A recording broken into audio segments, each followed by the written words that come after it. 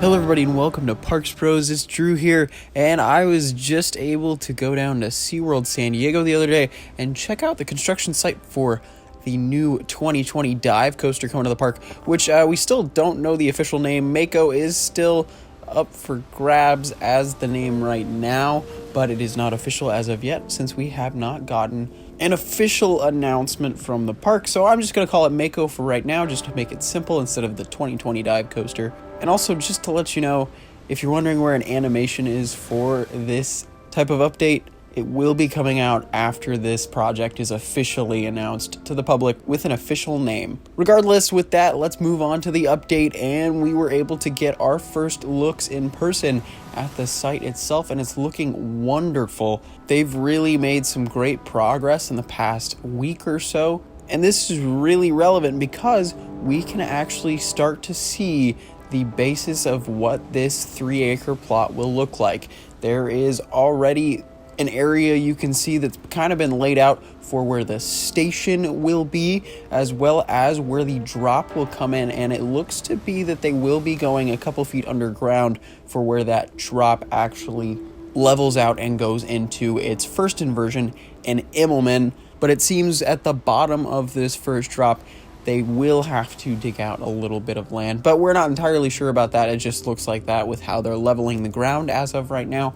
But there has been a lot of movement, as you can see from up here on Sky Tower, and honestly you can tell how big this plot is from up there, and it is quite massive in all honesty. The fact that this is only 3 acres is just incredible to me. But it wouldn't surprise me if there was more than just the coaster in the future in that plot of land. But we'll have to see how much land the actual coaster will end up taking up out of that 3-acre plot, because it is going to be the biggest coaster in the park's history at 153 foot tall. So we'll just have to wait and see. Of course, we do know the layout as of right now, so it will get over to the edge of both sides of that plot. But because it is only a couple foot wide track, as well as the support's not taking up that much room, as in like a wooden coaster, there's going to be a lot of places for either foliage or potentially other pathways and other shops and venues that they might add in. But we'll have to find that out at a later date, obviously.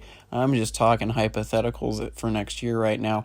But as of right now, the dirt plot's looking great, and there has actually been some progress over the past week, believe it or not. I know a lot of people are probably just looking at this update going, well, it's just more dirt still. Well, the fact that we actually see the outline of where the station is pretty big already, and it wouldn't surprise me if we actually saw something besides dirt in the next couple weeks, if not by the end of October or so. But of course, make sure to stay tuned to Parks Bros for all updates for Mako, as well as West Coast Racers in the next coming months. But until next time, we'll see you on the next ride.